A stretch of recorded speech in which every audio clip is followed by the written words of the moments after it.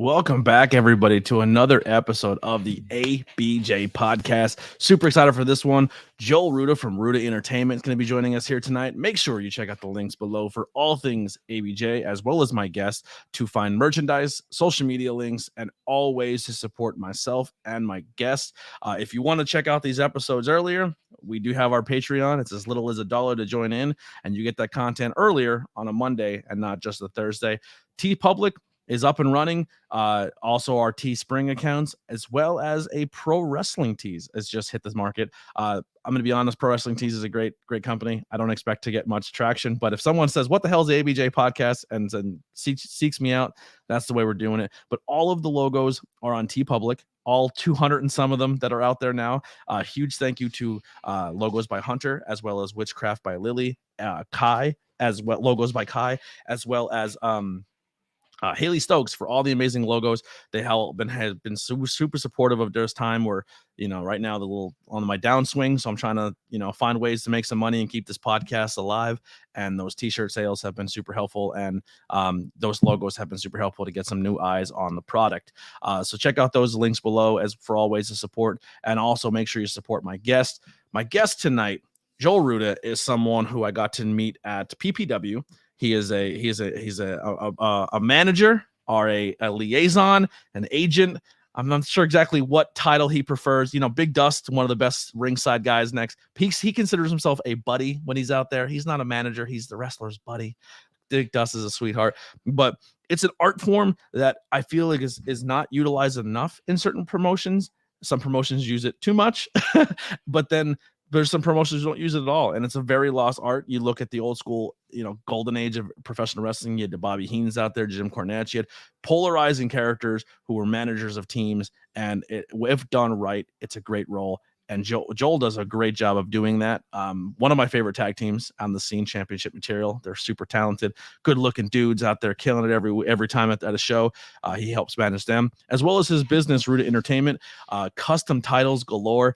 I'm not a title guy because I don't have money, but if I did, my entire walls will be filled with Joel Ruda titles. They're absolutely amazing. He has everything from WWE, Impact, GCW titles. Last time I seen him, he's making custom titles for wrestlers when they come to cons. So if you recently just seen, I know this is airing later, but we're recording this in October. But a few weeks ago at Legends of Hamburg Fieldhouse, the Nation of Domination got together for the first time in years, and Joel made them all custom titles of the titles that they held. Mark Henry held the Big Gold, D'Lo's European Championship, and they're all Nation of Domination inspired. They're super cool. That photos all over line. That was Joel Ruda. That was all his work, his doing. He did a fantastic job doing it. So without further ado, I gave my intro. Hope it wasn't too long, but Mr. Ruda, Joel Ruda himself. What's going on, bud? You put a massive smile on my face just with that buildup, man. That's great. And that was a great fucking memory too. That was a fun weekend. Yeah. So let's dive there. Let's dive into the business aspect first with Ruda titles. So how did you find a way, or how did the reuniting of the Nation of Domination happen? So that was Ken Hoover. Ken Hoover's a promoter in the business. KH Promotions, right? KH Promotions. There you go. Yep. So you know him, and that's what he does. He does meet and greets. And there was a moment just recently. I know you remember. There was a scene in BPW. I took a 4-way Samoan splash. Had Sean Maluda come down on me, Alpha, Lance, Jacob Fatu, all 4, and it resulted, amazing, right, dude? It ended up with a cracked rotator cuff, a slight fracture in my neck. Accidents happen, like shit happens. I got no bad blood, no bad feelings in it. It was a great spot, terrible idea, executed almost perfectly. But that laid me out on the shelf, and that's where I got talking to Ken. I was actually at an AXW event, which they have in Hamburg there. And I guess he had the idea of getting the Nation of Domination together. And I think the couple people he talked to were like, yeah, good luck. Like, go talk to Ruda. Maybe he'll talk to you. Because I'm sitting there injured, wondering if I'm even going to get back in a ring or get back into like that actively being involved in wrestling. Or maybe I just want to stick to the belts. And he came up to me and said, what if I could get, and started going through his whole idea. I was like, I'm in. Like, that's a no-brainer. If you can make it happen, I'm One of in. my And favorite stables in professional wrestling. So underrated. Like, if there's no Nation of man, Domination, we don't get The Rock. no, Nation of Domination and DX. I mean, that Yeah. was it. And that Yep. was, I mean, even just talking to like Ron for a weekend in the car, like we were together pretty much attached to by the hip for a weekend. And like, I remember being in freaking like probably fifth, sixth grade, watching him debut in that blue suit, like a Titan, you know, it looked god awful, which he even felt, you know, the same exact way. But it's what you do with those terrible gimmicks and terrible bookings that get you to the next level. And what they came up with in that nation and what it evolved into. And, you know, just to see those four guys now, how many years later? 20 Mhm. years later, 25 years later, something like that. It's crazy. And And the thing is too is that stable was representation for people of color. Like there mhm, wasn't really that, like Ron's the only guy in that point of time who's an African American world heavyweight champion. Like he's the only one, and then he's the leader of an all black stable in professional wrestling of strong, they were simulated Black Panthers, but that's essentially what it was. that's And I then was it just gonna say that. Yep. Yeah, and then it spawned this whole storyline that created, you know, The Rock and all this other thing, and then it's been attributed ever since. The Hurt Business is a representation of the Nation of Domination. Like every time that, you know, black stables are formed or that representation, it's not always the crime times or like, hey, they're partiers or gangsters. Like, no, they're strong, they're pout their culture, like the whole nine. And then, you know, the honorary Oos, where Sami Zayn joined the bloodline. That's straight out of the Nation of Domination with Owen Hart joining. You know what I mean? Like Yep. Crush. yeah, it was all part of that stable, and that stable's super important to the business. They all became such big things too. Like the APA, they were Yeah. probably one of the most popular, most fun tag teams to watch. They were like the Stone Cold of the tag teams. Yep. D'Lo Brown, he was huge. Kama into the Godfather, like, I mean, come on, you know, Mark Henry.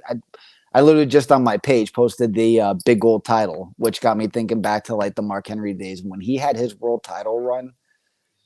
I mean, I don't care what anybody says as far as like the actual talent getting to have that position and what they do with it. I mean, I think I was watching the clip. It was I don't know where I came across it, but it was back when he thought he was retiring. Cena gets in the ring, gives him the Cena Simon rub. Jacket. The arms are up, and then turns around the world's strongest slam. When I was watching it back in the day, I just remember thinking like, they fucking nailed it. Yeah. Finally, like this guy's gonna get to do. He had his match with Randy Orton. Boom, got the belt, and I mean, that's a guy that like should not have dropped the belt. Should have had like a Roman Reigns type of run. Like Yep. when you think about it, you put anybody in the ring against a guy like that. Like who's gonna take him out? Who's gonna put him down? Yeah. You know, like he's a guy I could have felt would have had a believable 1, 2, 3 year world title reign, no problem. If you didn't make, you know what you should have done? You should have done. Oh, just now in retrospect. Oh I my should have god. got in there and managed him. Teddy Long, he No, didn't do a no, good you should job. have. You make mini belts. They're like wristwatches. I have those. You should have got a Halloween prop of a hand and put a little nation hand belt for his kid. You know what I mean? That's awesome. You know, his long lost son that sexual chocolate hand. It's still one of my favorite moments in wrestling. Like when people say like, what is the most wild wrestling thing? And I'm just like, well, minus everything in Japan of like the butt thumb spots are Triple H seducing Stephanie McMahon and forced marrying her, which is a terrible storyline. Unfortunately, Gene Snitsky storyline is a tough one to talk about today.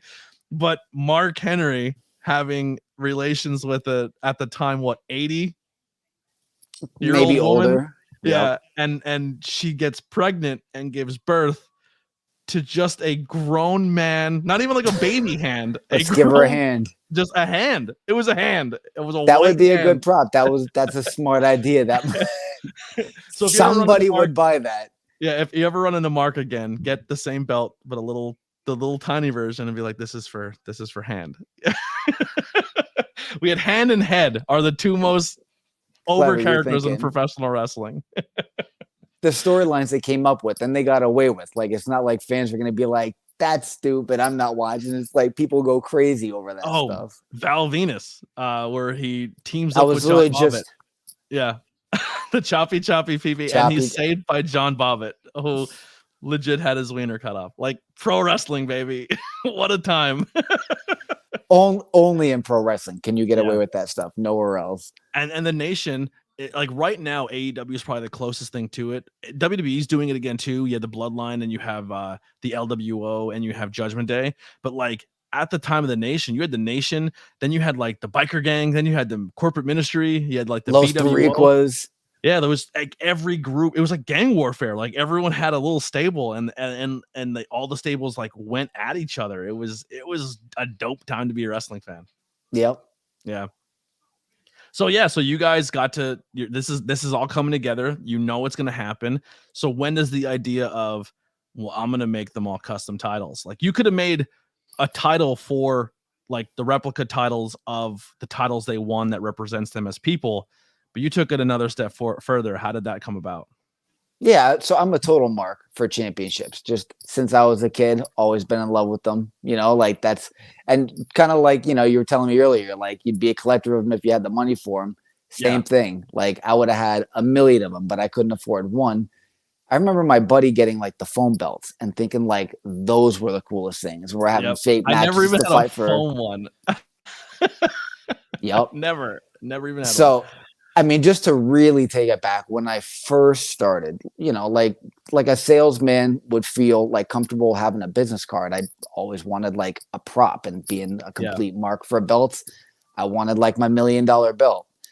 And when I started wrestling, it was as a result of me being in, believe it or not, the life insurance business, right? Like I met a guy through a networking opportunity that got me into an independent wrestling company that evolved in me training and becoming a wrestler. And then how do I want to present myself? Well, I'll be this consultant with a life insurance championship.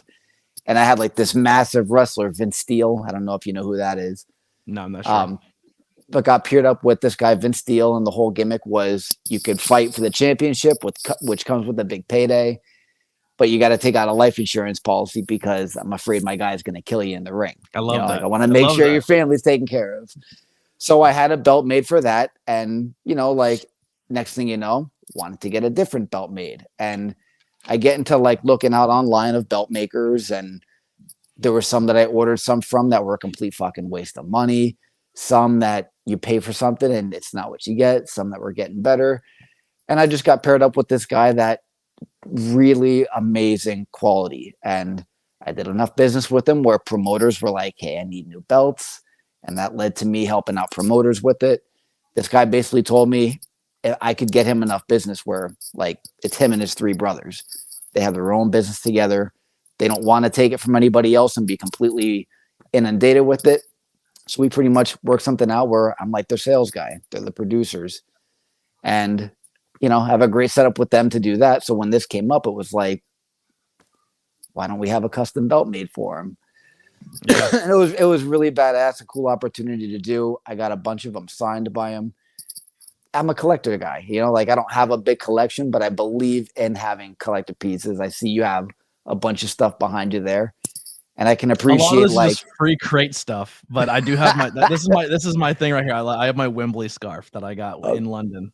Dude, that must have been a hell of an experience. So I collected figures for a while, and then when I recently had my separation, I was like, I'm opening all of them and I'm putting them on display. Like I was like, I have nowhere to put them, so I just put them on display. So I opened a bunch of figures. My goal is, here's my goal: if I get a job and I get all the equipment I want, because there's some stuff I want to get for the podcast, but I want to get more shelvings and I want to put it along the sides. But my goal is I want to collect the entire Hasbro line. I've never had the entire Hasbro line. I want to collect that whole line. That's my bucket list. I have a visual memory where I can still feel like the packaging on the wall, smell the air, taste the air in Toys R Us, Christmas season, walking down the aisle, seeing all of them, being like, I want those. My dad being like, no, we can't afford it. I It's had a like, lot of them. I had a and then lot of yeah, them. next thing you know, you got them for Christmas. That was the best line. Yeah. Period. I they were my favorite growing up. I had a bunch of them. Um, I've told the story before, but like those Hasbro's are ever like so. Mother Teresa came to my town, and here I built a garden for her and didn't know it because I was like this young kid and didn't know what I was doing. And I lived behind a church, but next to like a nunnery house. So I'm with these Okay. nuns every summer. And we build this garden. I'm trying to like speed the story up. So then Mother Teresa comes to Monty City. It shuts the town down. Like everyone's losing their mind. Legit Everyone's Mother like, Teresa. legit Mother Teresa. So she comes out. So I live in the alley behind the church. She speaks to everybody in front of the church and then comes out the back door. Everything in our alley is shut off. No one's allowed to be there. And she walks from behind the thing in front of my house and then back to the nun house. And I'm on my front porch playing with my Hasbro's and I'm wrestling Hogan versus Macho Man because I was a Macho Man guy and I always hated that Macho Man never beat Hogan. And I recreated that match as much as possible. So I'm on the porch and I'm playing with them. And she comes out, and the nuns who were like I was cool with are like whispering to her, like, that's the kid who helped build the garden. So she like looks up at me and she waves me down. And my dad's like, oh shit. Because I'm like also extremely ADHD and has no filter my whole life. So he has no idea what I'm about to say to Mother Teresa. You know what I mean? Like he's shitting Fuck bricks. out of here. I go down the steps, toys in hand, and I walk up. I go, "What's up, mother?" Like, and I didn't know her name. They just been telling me for years that the mother's coming. So I'm just like, "What's up, mother?" Like, I thought she was Mother Mary How because old they are put you the at this mother. point? I'm like 7, if that younger. And I have and she's like, "Well, okay, thank you for building the garden for me." I'm like, "No problem. It was a blast. I planted flowers." And she's like, "What do you got there?" And I was like, "Oh, I'm up there having SummerSlam, and this is Hulk Hogan, and this is Macho Man Randy Ooh, Savage." And I'm doing the yeah. voices, and I'm like, and they're fighting up there for the title. And she's just like, cool. And she just like, bless you, and walked away. But like, she died. She heard Macho Man Randy Savage and Hulk Hogan in her life, and it's all because of this kid right here. But I lost everything in a house fire. All my everything, like my whole childhood, lost everything. So just a couple weeks ago, I'm doing a DJ job and I'm talking to this kid. And we're best friends growing up, and he had all the Hasbro's, and I guess he's kept collecting them and getting sets and sets and sets of them. And he's like, "Well," he's like, "Yo, you lost everything?" I was like, "Dude, everything." He's like, "Oh, and like you're in the wrestling business now. Like it's crazy. Like we watched Brett versus Sean." And almost got into a fist fight because he's a Brett guy and I'm a Sean guy. And he walked out with a title, and I was like, "You did it, boyhood dreams, suck it, Bret Hart." Like it was heat. There was heat there. But he was like, "Yeah, man, like that's crazy that like you finally got to where like you were obsessed with as a kid, and here you are." And he's like, "Yo, I got you something." And he's like, "Well, what was your?" He asked me a few months before that. He's like, "What was your favorite figure?" I was like, "Man." I said, I actually tried to look up my favorite figure to rebuy it to have it on display, but it's like $200. He's like, "Which one?" I go, Sean with the black and silver pants. Like that was like the rare one. And I walk into the bar and he walks up to me and hands it to me. Like it's perfect. It's not, there's no scuffs. Not the arms work amazing. Like I was like, "Are you serious?" He's like, "Dude, keep it. I have a bunch of them." And I was like, "Yo!" So this is the rebirth of my collection. It's gonna be my Hasbro. Man, so me and my buddy, we used to have like pay-per-views that we would film. His parents had like a handheld camera, so Yeah, we were like, yeah, yeah. let's make pay-per-views. And when we got old enough and like we're like moving on to like, bigger things in school, we basically had death matches for like all the figures. And like we had the bug spray and the lighter and like he's on fire in my buddy's garage of all fucking places. Flames up in ring or up in the rings up in flames.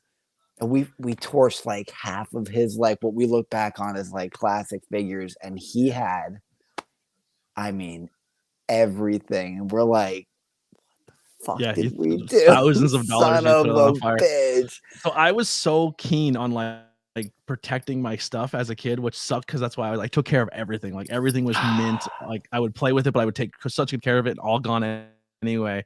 But like I remember going to my buddy's house and he had the figures. And he's like, "We're gonna have a first blood match." And I go, "How?" And he pulls out like a red Sharpie. He's like, "Well, to just draw on them with the blood," because like he's seen the figures that were sold like that, right? And I was like, "That's a good idea." And I was like, "Well, how are you gonna wash it off?" He's like, "Who cares?" I go, "You're not using my figures." And he's like, "What do you mean?"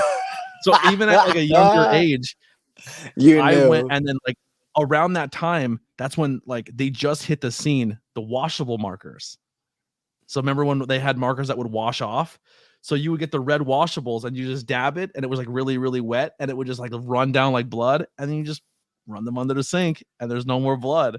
And that was like a game changer for blood matches for figures. I was like, we could do blood. Like going to the store, buying a pack of markers, throwing the rest of them out and just keeping the red. That's hysterical. Man.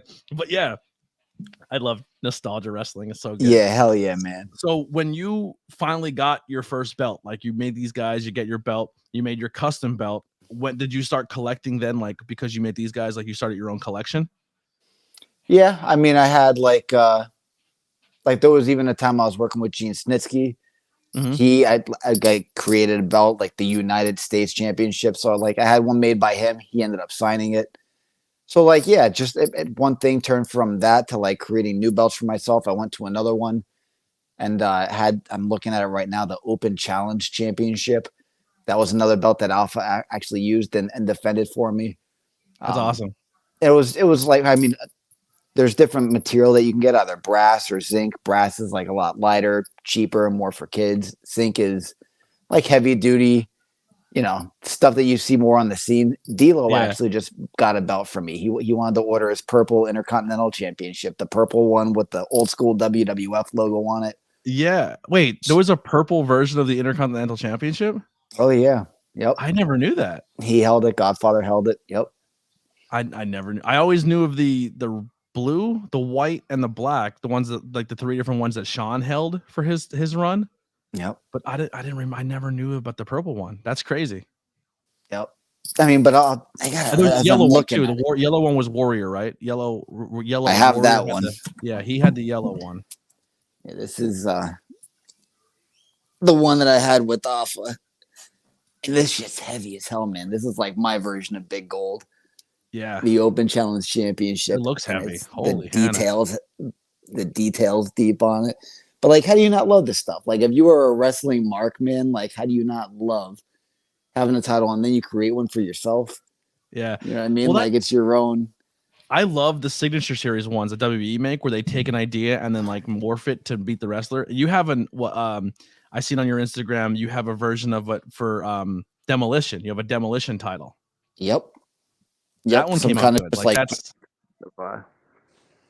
yeah. I always wanted the Shawn Michaels one, but then it left the shelves and it was like a normal decent price one. It was like $400 for like the Shawn Michaels one. But then they made a new Shawn Michaels one. It's like $800, $900. I'm like, come on. Like, dude, they can be so expensive. That's partly why I got into this too, is, I do enough business where I can get some pretty good deals, which, I do this as like a fun side hobby. So if I can get somebody something where, like what you would pay for online for what people call a deluxe championship, you're paying like $1,000, $1,200, $1,500 for something like D'Lo's getting. Even when he was looking at it, he's like, man, like these things cost like $1,200. How much if I want to get it? And you can get something easily half price, $400 or $500. I like making sure people can get the badass stuff for like a super affordable price. Like I'm not looking to make, no, not at all. And that's the thing is like you get something off of like, I don't want to talk down on WWE Shop. These are their belts. You know what I mean? Like not these, but like it's their championships out there. We're making replicas of them. But if you get something through the shop, it's like a stiff leather. It's good for display. Mm-hmm. If you're walking around at a show and you're carrying it, it feels more like a toy. When you come across something like this and you got super floppy leather, it's super heavy. It looks and feels more like the real thing. Yeah. So I feel like it's kind of like, with clothing. Are you going to pay for like a good hoodie or something that's got like a brand name across it that makes you feel better about wearing it because it's got the company logo on it? Yeah. Well, the first time I really seen your belts was at Hamburg, the night that you had Deanna with you, Deanna Prazo. Yep. And you did one of the coolest things I've ever seen anyone do. So if you know the scene, Gavin's this little kid who comes to all the shows. He's super supportive. He's such a sweetheart kid. Like this kid's having more wrestling experiences in the last 2 years that I wish I had at his age. And you just gave him a title. You're like, here, bud, take this title home. And not only did you give the title, but you gave him a replica of a mistake title, which who does that? Like, you have the Macho Man silver because when he went home and polished it, The he took all the Brasso belt. the Yep. brass. So here's a photo of little Gavin with Deanna, and that's your belts. Like, there's a GCW, the ECW titles, the Intercontinental Yellow, the big 10 pounds of gold. He's dressed up as Orange Cassidy. I forgot he was wearing my T-shirt. That's cool. But then there's the title, and then like he carried it around. The title's bigger than him. He's like, Still carries it around. Yep. Yeah, he's like, Dad, carry it. This is heavy. But like your titles are gorgeous. Like, another one here. Like, that's it. That's the belt, baby. I don't like the fact that Brett's in that photo. You need to replace Brett with Shawn. That's the Shawn Michaels. Yeah. But that's the WWF insignia. So if you go and buy that from WWE Shop, you're getting the new WWE logo where that old school WWF is. And that's where you're going to get that difference in titles. And like I said, then I got to see your titles firsthand when you made them for the promotion win. And my God, those tag team titles are absolutely gorgeous. So not only are you making titles for replicas for fans, but these are quality enough titles that like there could be used for promotions. Like, how do you feel now that, you know, it's one thing to give a fan an experience where you can give them a really high quality belt at affordable pricing, but now those same quality, you're showing this fans, like, not only are you walking around with a title that could be used on TV, these are the same titles that promotions now are using. Like that opens up new doors. Like, so now if someone goes to, like, say, I don't know if PPW's ever cashed in on you yet with this, but like, if they have new titles coming, but if a fan's like, I would love a replica of that title, you can now be that guy who's like, you own your own version of the PPW championship or AXW or win. And then you get your, like, that's a cool new dynamic that you bring to the table being part of that team because you can get the titles made. Like, that's neat.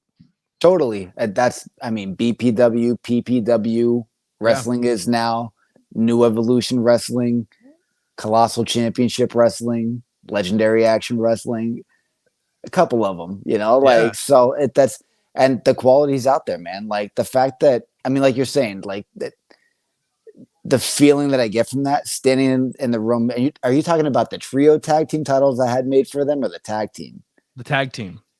Yeah, the style alone and the color is badass. They're made off of the old school, what is it? The United States Championship. Yeah. And on the belt strap, there's a little, like a remembrance for a tribute for Trent Acid, for Jay Briscoe. You know, so to know that, like, these guys are presenting this show using these as their focal point tag team titles, it's a tribute to two amazing talents out there. Like, when I see the pictures and getting posted and people holding up these belts, it's like, I remember the first picture and the design. Yeah. Deshaun Pratt and Boom Harden are current tag team champions of those right now, as of this recording. Yep. And in my phone, like, I have the pre-concept, the drawings, the edits, what it's turned into, the production of the plates getting made, you know, and that's the beauty of the process too. Is, I mean, what I love the most about just pure wrestling and pro wrestling in general, but especially with the belts, is you take a concept from your mind, you take a fucking picture of it, and next thing you know, it's that physical thing in your hand that you literally just created out of an idea. Like, that's the power of not just like us, but like wrestling too. You know, like, we're true dreamers, and you literally, whatever you want to make happen, you can bring it a physical form and then put it on display for everybody else to watch and enjoy. Yeah. Without saying any other belt makers' names or putting anyone down, like, there's one I was looking at the other day, and it literally was like, for $300, they like, will make you your fantasy football championship title belt. And I was like, $300, like, that's insane. And then I look at the belt, and it literally looks just like a piece of metal with like laser engraving on it, and there's no detail, there's no nothing, and it just says fantasy football championship, and the leather's not great, and then it falls apart, and it's just like $300, like, around that, like, that's like your baseline for your entry level belts, which are still better than those. Like, you know what I mean? Oh, like, no, I could do even better than that. For $300, you can get something very, very nice. No problem. Yeah. Beautiful. Yeah, so definitely check out Ruda Entertainment's website. It's like a 30-minute infomercial, but I don't care. That's the but are you guys doing any my heart's in the AEW right now. I love AEW. I like their titles. Have you made any AEW replicas yet? I do have an AEW replica. Really? The big gold? Oh yeah. Like they're big gold? Yeah. So good. I was just making some videos on it the other day. No, I love the new trios tag teams, but I'm not paying $5,000 for it. No, but like for real, if you wanted those trios made, I could probably have all three of them made for less than $1,500 for you. Not for you, but like for anybody that wants them. Like not $5,000 for one, 15 for three. Like that's, and they would be, truthfully, they'd probably be a lot nicer too. Because when I see them like throw them over their shoulder, I can see the leather's just a little stiff. These would be floppy as fuck. They'd be probably a lot heavier too. Yeah. You know, it's good to know because I want a Scissor Me title, so I may be hitting you up if your boy gets some cash. I love them. I love them so much. Then there's like content creators out there, Tantalizing Tony, who I think a lot of content creators have their own titles, and I think Tony's is the nicest. That scumbag took the winged eagle idea. You know what I mean? Like that belt is my heart and gold, and I told him that we actually made a deal for one of his belts that I said Cody Rhodes will main event WrestleMania, not Sami Zayn, and he took the winged eagle title and made it his own. But without giving anything away, he's doing a yearly Mania title, which is exciting. He showed me a little bit of what the new one's going to look like, but it came out gorgeous. It's a great looking title, the winged eagle.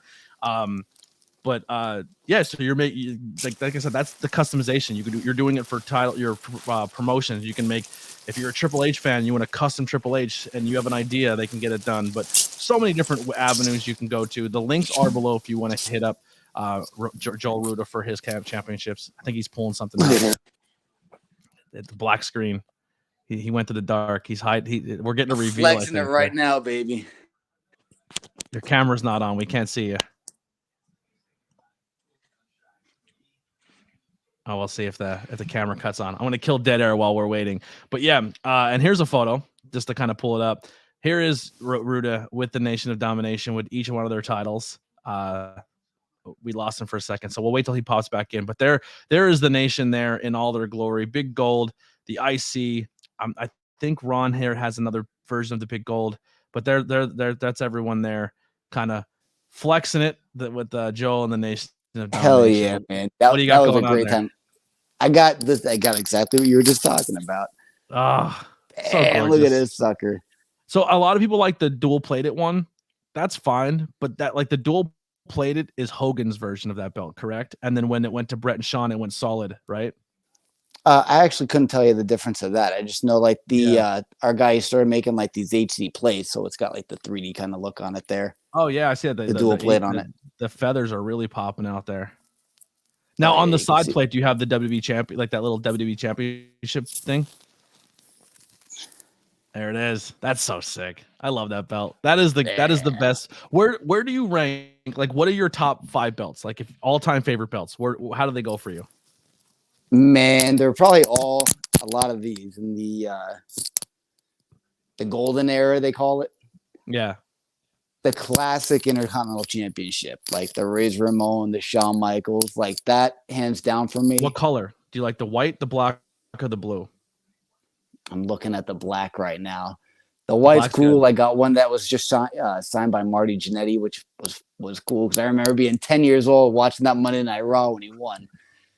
That's another thing. Like I remember sitting on the couch that night. I remember that. This is the new Walmart.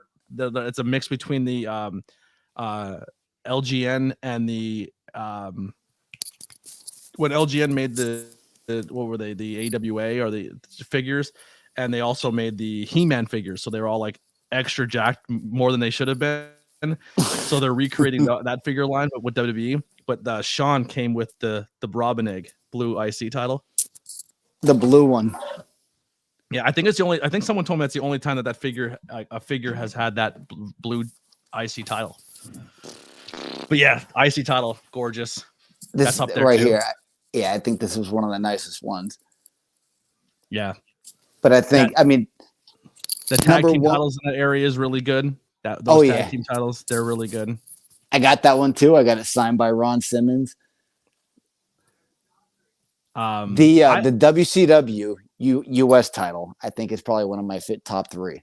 Yeah, that's a really good title too. Big Gold is always up there. That's a really good title. I love Solid AEW's title. World Championship. I love AEW's Tag Team Championships. I think they have really nice looking Tag Team Championships. I think version 2 of the Women's Championship looks better. I did not like version 1. I thought it was too small. It looked good on Rio, but like when it went on anyone else, it was like it looked like a paper clip. It was too tiny. No, I think a championship needs to have like the big plate on it, something dominant that shows like a champion. You know what I mean? It looks so small. Like even for a woman, it's like, man, that's tiny. Yeah, It so looks when they small on upgraded Rhea. it looked better when they upgraded it. I'm not a huge fan of the Big W title. I think the black and gold, just because it's my favorite color scheme, looks good now on Roman. But that new title, like their new version of the Big Gold, it's grown on me. Like I don't hate it as much as I did when they first announced it. Like the more you see it on TV, you're like, okay, that looks like a good championship. It's an updated title. The women's, I think it looks better on the white strap. I think Rhea's looks real. I think Seth's looks good on black, but I think the white strap on Rhea's looks amazing. Very classy. Yeah, I like it. Just gives it character. You know what I mean? Like the thing about world titles is like something that I think of as like the Impact Women's World Title, which is very much like the AEW style with the multiple plates. Yeah. But like something that stands out, that has character. The undisputed title from back in the day that Angle held and that Lesnar held.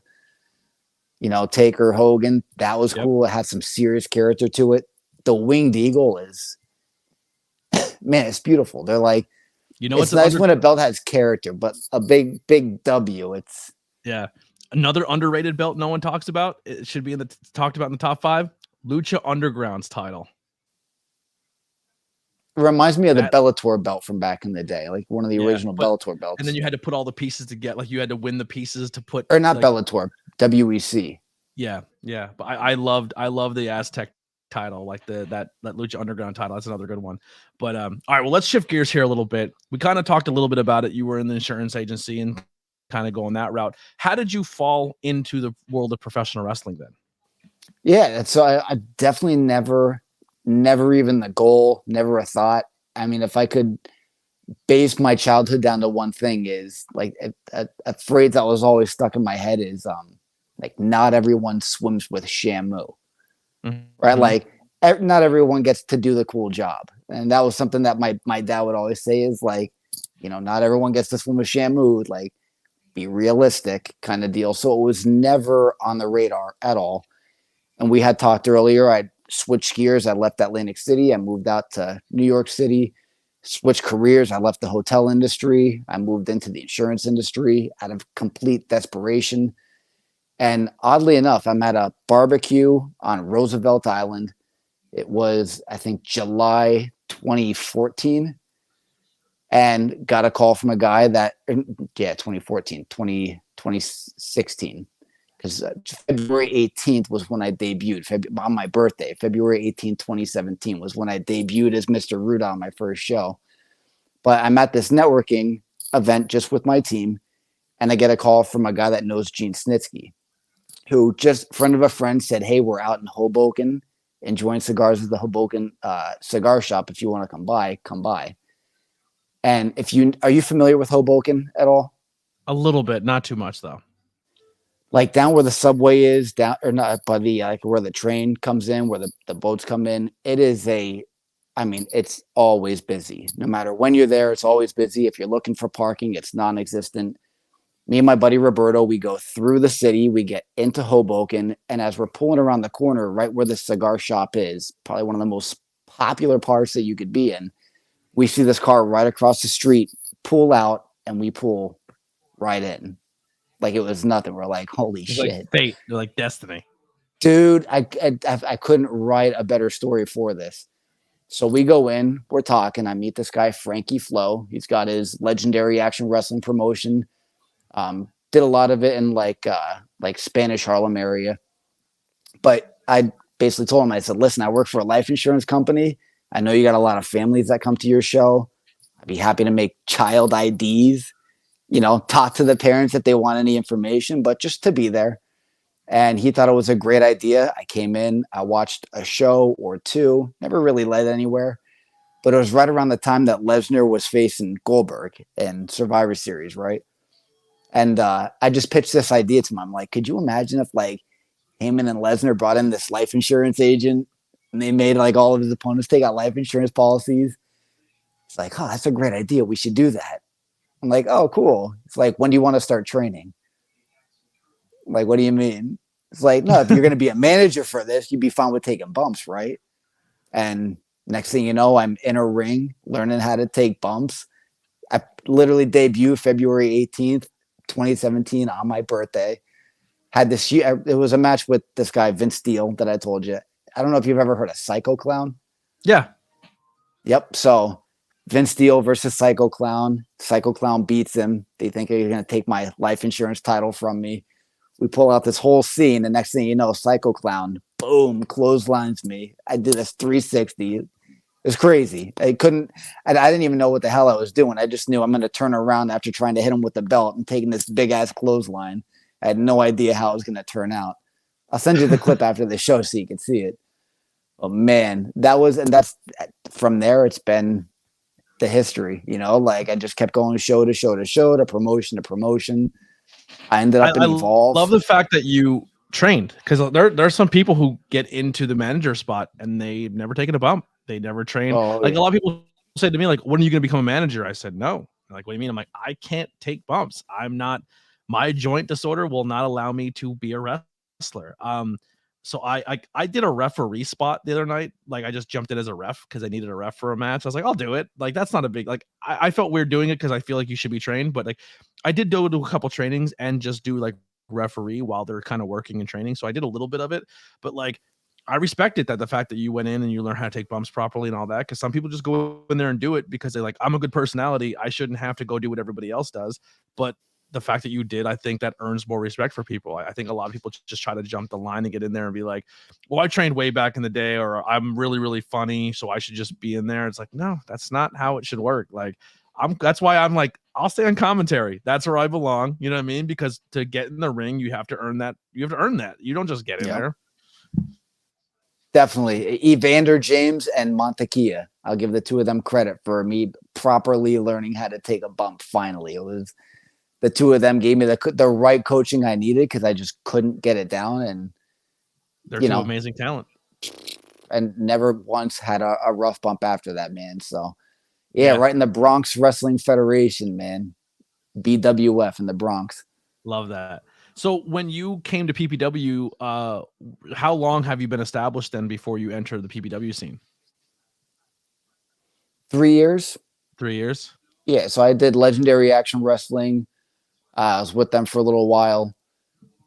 Ended up leaving that, and we'll just say that something happened around like the end of my LAW run that made me say, you know what? It was a fun experience. Time to move on. Like, I'm good. And then next thing you know, I heard Evolve was having a seminar in Brooklyn. Adam Cole was going to be there. Buddy of mine was like, I don't know if you want to check this out or not. My favorite. And next thing you know, I'm on an Evolve card. I'm talking to Adam Cole backstage. I find out he's from Allentown, Pennsylvania. Yep. Not Allentown, Lancaster, Pennsylvania. Because he told me he's from Orlando. I'm like, no, you're not. Where were you before Orlando? He said, yeah, exactly. Actually, him and Matt Riddle are both, I think, technically from the Lancaster area. And I'm originally from Bloomsburg, Pennsylvania. So another small town area. He was familiar with it. But I was on the Evolve card. One show led to another show, led to working with Rhea Ripley, Keith Lee, Tommaso Ciampa. We were at La Boom, and then pandemic hit. Done. It was like, fuck. Yep. And I have Gabe Sapolsky. They all moved to Florida. And they all moved. I watched every single person. My very first night in Evolve was Austin Theory's last. I remember standing behind the curtain, watching him do a little celebration of his send-off to WWE because he had just gotten his contract, which is pretty crazy. And then I'm watching all of them go to WWE, and I had Gabe Sapolsky telling me just, like, go get reps. That's the best I can tell you. Go get some reps. So I ended up with this company, New Evolution Wrestling. Pandemic, again, was kind of like a drag on everything. We tried to force a comeback show, and we ended up in Broadheadsville. And that's where, at one of our New Evolution Wrestling shows, that first one back from the pandemic, Tony, owner of PPW, saw me and was like, was that the one where, speaking of Lucha Underground, is that the one that Mila Mortez was at? yeah, he chokeslammed me in that Yeah. match. Yep. You know what's hilarious? I met him not at that show, at a different one, and watching Lucha Underground, I always thought he was huge. Like, I thought he was like a 7 foot, 6 foot tall dude. And He's a big dude. He's big, but like height wise, he's around my height. And I was like, yo, no disrespect, but I thought you were taller. He's like, because I'm wrestling Ray Phoenix and Pentagon. And I'm thinking those guys are like this big. He said, but he was a fun conversation. Like I was like, dude, you're like the Lucha Underground Undertaker. Like you were sick there. Like he like got to pick his brain a little bit. He was super cool. Very nice guy. Yeah, that choke slam was probably one of the most fun choke slams I've ever taken too, because he was relentless, and his one arm easily could throw my 130-pound ass around because I came up and like a rainbow, man. But again, thank God I know how to at least land properly, and it's like you were saying, not anybody can just get in and do that, because what these guys do, every single time I begin a show and I end a show, I'm thinking, these guys are doing a long ass match with these moves. I brace myself for a one. That's it. I'm getting one good bump, and these guys take them one after another, and every weekend, sometimes twice a weekend, sometimes double shots on the same day. I don't think people realize what they go through, and I got the best seat in the house now. I managed to get not even past the front row, past the guardrail, and I don't have to be in the ring. I get to sit ringside, and every single chop, every single slam, or when a strike, when the strike's a little snug, you're like, ooh, that was in. That's real, man. I feel every single one of those. Oh my God. Even sitting here talking about it, I can hear the crack. Yeah. Oh, I don't know how they do it, dude. I don't know how they do it. So you kind of spun off a character at PPW when I first met you. You were kind of like, you were leaning a little into the political spectrum, where you were making wrestling great again, and the sunglasses, and you were like really healing it up, which is funny because at PPW that was probably like your hero, because that's like you're in their country. You know what I mean? Like you drive to PPW, all it is just signage. Like he was robbed. When it started, so that was in LAW. Like I said, our shows were in Spanish Harlem. So me and Frankie are talking. He's like, if we're gonna bring you in and you're gonna be new, we got to do something that's gonna just, these people can't like you. You need to be heel. I'm like, Trump supporter. I'll be a Trump supporter. Like I got a great idea. Trump, I'll be Trump's, personal advisor or whatever. And that was like Trump, my buddy, my pal, and one of my favorite clients, and boo. Yep. And it's just that every time I came out there, I threw that line out there, and just talk about an easy way to get heat. But that's the thing. You said I'm in Trump country now. So like, if I come out there with a "Make America Great Again" hat on, people are gonna start cheering the guy. You're gonna walk out like Rudy. They're gonna put you on the shoulder. Yeah, dude, they'll love me. That's an easy way to get over around here. So yeah, I definitely had to. That was another thing from Gabe too. Is like he did a lot of one-on-one seminars. He still offers them, but it was during the pandemic. I thought if I'm gonna spend any money on anything while I'm trapped indoors, and I'm gonna spend any time with anybody, why the hell not pick that guy's brain? Gabe is absolutely one of the best in the business, and he's brilliant. Mm-hmm. And he was telling me, switch the character up, switch the gear up, switch the look up. Like every show, try something different, because you'll find something that sticks and that works. And it's like you're doing the same thing over and over again. You're never going to give yourself a chance to grow. So that was pretty much, to your point, I lost the glasses, I lost the vest. I started dressing a little bit more casually, but now at PPW, I'm trying to dress a little bit more seriously. And I guess it just depends on the role, what's expected of me that night.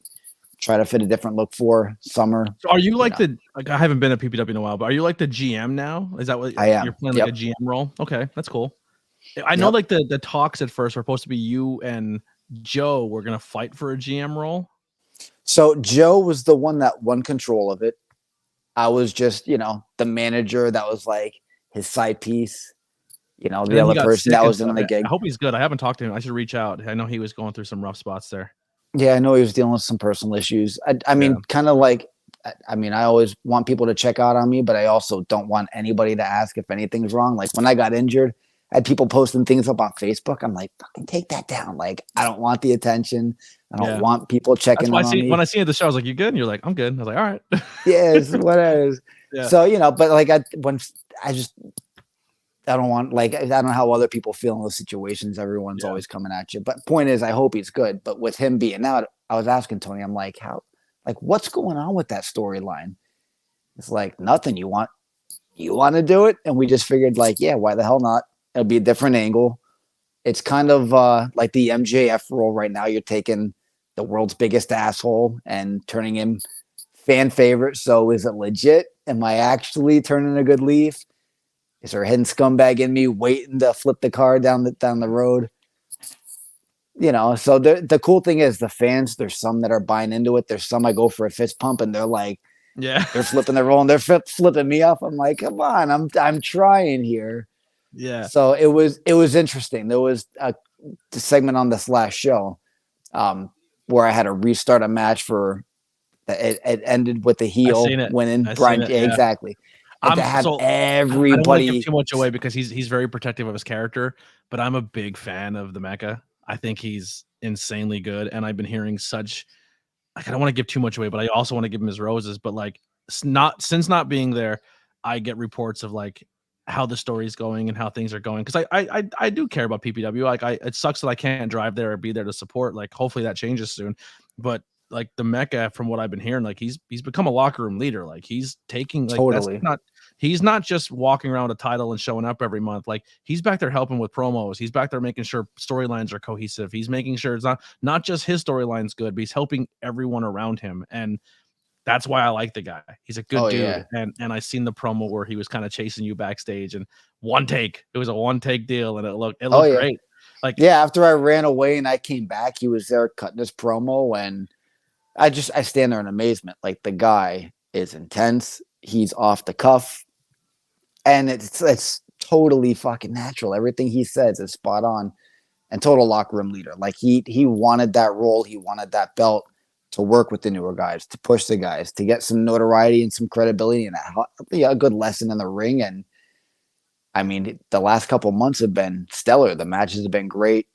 He definitely got Soriano over. Not that he needed to be put over, but like that match and the ending to it, to be out, that was a first face feel I've ever had. I've been nothing but booed for the past 5, almost 6 years. To even hear half the area when he won, people chanting Ruda was like, I know what I just is did for happening? not just the fans. Exactly. It was like, but that's the power that not me, that Adrian Soriano had. Yeah. To be that Primal over Fear is a that good team. anybody, They're a good group, guys. all three of them just have a great thing going on. But that's how you can see how someone can move a crowd. You are influenced and being associated with in one way, shape, or form with somebody, positive or negative, and you feel it like totally. Yeah. I'm a huge fan of, and I heard he's been doing really good stuff there. Dio Bando, Dio, yeah. That kid's gonna be a bright spot. Like I came in, like I was there when he first started. And I was like, yo, if this kid's got charisma, like tag team champion in BPW, TV title, TV champion in PPW, and charisma, and that guy, he's gonna be a big deal. Like Seth Rollins wearing the most ridiculous outfits, Dio Bando can make the most ridiculous outfits look spot on, perfect. He's got swag. He's got swag. Yeah, dude, totally got it. He's so good. He's another one that if I start coming back, even if I'm not in a role at PPW, because like listen, when you step away, people fill shoes, and that's just the way it is. I wouldn't expect anything, but I would just come back as a fan and just enjoy the content and see what's going on. But him and the Mecha would be two huge broad spots of why I would go, like why I would watch that promotion. Like they're just very talented. Rembrandt, Dio and Nolan I miss Pierce. Rembrandt. He's still doing stuff there. I'm a huge Rembrandt fan. Like it's a good locker room. I miss it. I miss the guys there. Everyone's super cool. Watching Paul stress every show is a lot of fun. Just give me a second. It's a good show. It's a good crowd. And like my buddy, he used to always take his kid there. It's like It's a good thing it's a to good do. So yeah, it's a good family friendly show. yep, to now be on part of the card is just at the GM. It's A lot of you fun. never know where it can lead. You never know. So what are your future plans? I know this is airing possibly New Year. We're not really sure how this is dropping, but what do you have future plans for Mr. Ruda and your businesses and your professional wrestling? Dude, I have no long-term goals. I don't worry about yesterday. I don't worry about tomorrow. I worry about today. I make plans. So I know that I've got Friday bookings once a month for BPW, Saturday bookings for their pay-per-view show, a future show, a PPW show. I know 4 times a month I'm performing. I'm living day to day to get there. And wherever it takes me, man, I'm ready to go. It's I pretty love much your it. work ethic. I love that attitude. You're always a bright spot, man. It sucks I don't get to see as much as I used to, but once I get back on my feet, we'll have to link up somewhere and hang out. The business Totally. is doing great. I love seeing your belts getting created. I love seeing people being happy when they get them. Keep it up, man. I love what you're doing. I'm a big fan of you as a person and everything you got going on. Where can people find you on social media?